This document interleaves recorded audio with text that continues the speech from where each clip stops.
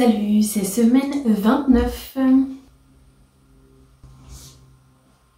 Donc aujourd'hui, je voulais parler de l'épinot. Je voulais en reparler parce que je vous avais dit que j'allais sûrement l'utiliser. Donc c'est cet outil accessoire qu'on va utiliser pour préparer à l'accouchement. Donc pour que le périnée, qui est un muscle, donc comme un muscle qu'on étire pour qu'il s'agrandisse de plus en plus, pour qu'il soit de plus en plus flexible, et ben cet outil là c'est un espèce de petit ballon qui s'ouvre petit à petit avec des exercices 2 fois par semaine à peu près, et pour préparer à accueillir tout en douceur une petite tête de bébé de 9 cm, 9-10 cm. Donc passer de ça à ça, voilà. Donc je l'ai acheté hier, il devrait arriver demain. Donc je vous dirai ça sur comment ça se passe et puis surtout si ça marche, etc. Mais ce qui m'a vraiment décidé en fait, c'est j'ai une amie qui l'a utilisé pour ses 2 accouchements. Et là elle vient juste d'accoucher il y a quelques temps et d'un bébé de 4 kg, donc c'est quand même pas rien. Et donc par voie basse, voie naturelle, pas du tout d'épisiotomie, pas du tout de déchirement. Tout s'est très bien passé à ce niveau-là.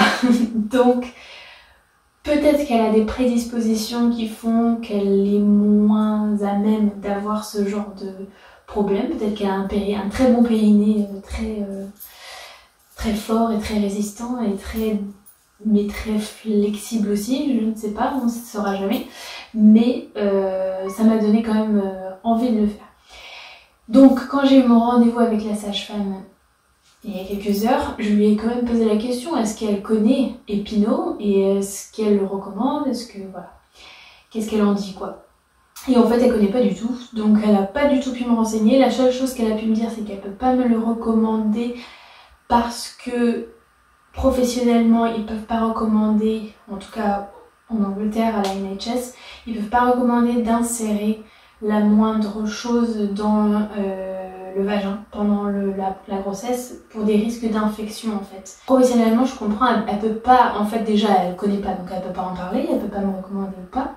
Eux, ce qu'ils ont comme précaution, en fait, c'est juste de rien insérer là-dedans. Mais après, je me dis, si je vais rentrer cru dans les détails, parce que du coup elle me dit quand même, oui, vers la fin, avant d'arriver à l'accouchement, vous pouvez faire des massages pelviens, donc avec vos mains, vos doigts. Mais moi je me dis, mais sur les mains, c'est là où on a presque le plus de bactéries. Bon d'accord, on se les lave juste avant évidemment, mais pareil avec un ballon du coup, enfin cette espèce de petit ballon, on peut le nettoyer juste avant, je vois pas... Enfin voilà quoi, j'ai l'impression qu'il y a plus de risques d'avoir, je sais pas, des bactéries sous les ongles ou j'en sais rien, enfin pas plus en tout cas. Mais peut-être que j'ai tort et je peux comprendre qu'ils peuvent pas me le recommander. Enfin, si jamais ils m'ont dit bah vous faites ce que vous voulez et puis finalement je le fais et que j'ai des problèmes, je pourrais me retourner contre eux et puis leur dire bah oui mais on m'a dit que c'était bon, machin. Mais je pense que je vais quand même essayer de le faire parce que franchement, si ça marche et ça a l'air de marcher, ça vaut carrément le coup, enfin parce que elle était plus ou moins à me dire oui bah le périnée vous savez il est fait pour ça, il est fait pour la délivrance, vous verrez bien ce qui se passe après, tout en sachant qu'en Angleterre il n'y a pas vraiment, ils en parlent pas en fait de la rééducation du périnée, ce genre de choses. Je crois qu'en France on en parle beaucoup et il y a vraiment des choses qui sont mises en place, etc. Des procédures et tout, mais en Angleterre on n'en parle pas du tout. Et donc je sais pas pourquoi, parce qu'il y a tout autant de déchirements, d'épisiotomies. Peut-être qu'il y a moins d'épisiotomies qui se font automatiquement. Je crois qu'ils attendent plutôt le déchirement en fait, voir ce qui se passe naturellement. Mais si quand même on pourrait éviter, ça m'arrangerait, parce que je connais quand même pas mal de gens qui ont des petits soucis à cause de ça et qui ont engendré aussi du coup une espèce de traumatisme de l'accouchement à cause de ça quoi, qui peut donc avoir des conséquences psychologiques. Donc ça c'était vraiment le plus gros truc que j'avais envie de dire cette semaine. Et donc par rapport à ma grossesse, donc là au rendez-vous avec la sage-femme, donc ils m'ont dit le bébé probablement que ses fesses sont là, probablement du coup sa tête là, et qui serait en travers de dos là, le dos de ce côté-là. Mais je commençais à sentir un petit peu des maux dans le dos, donc c'est que ça doit quand même, il doit remonter un petit peu, parce que ça doit remonter du coup tous les organes. Il grossit bien apparemment, il faudra faire attention. Là j'ai commencé à prendre du poids sérieusement, même si j'ai fait le test du glucose et finalement j'ai pas de diabète gestationnel, donc ça déjà c'est bien. Mais j'ai beaucoup d'envie de sucre, énormément, je mange malheureusement beaucoup de Nutella et de chocolat. Donc il faut que je me calme un petit peu, et en quantité je mange quand même probablement un petit peu trop, et puis trop de fromage.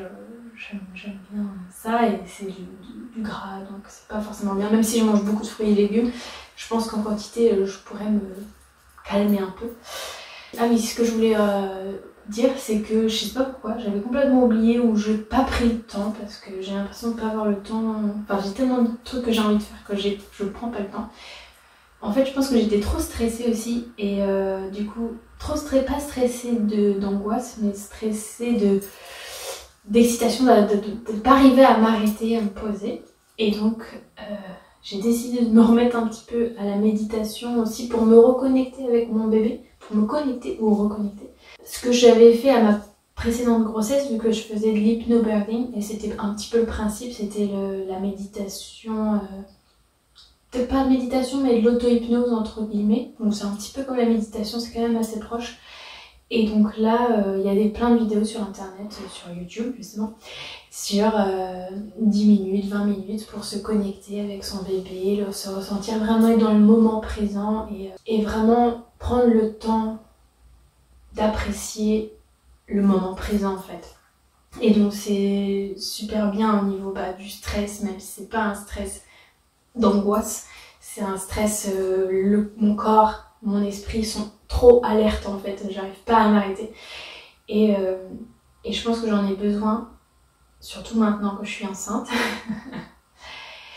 Parce que c'est bien pour dormir aussi, et c'est bien pour la fatigue, parce que je pense que j'étais fatiguée mentalement en fait, d'être trop active mentalement, et fallait que je me calme.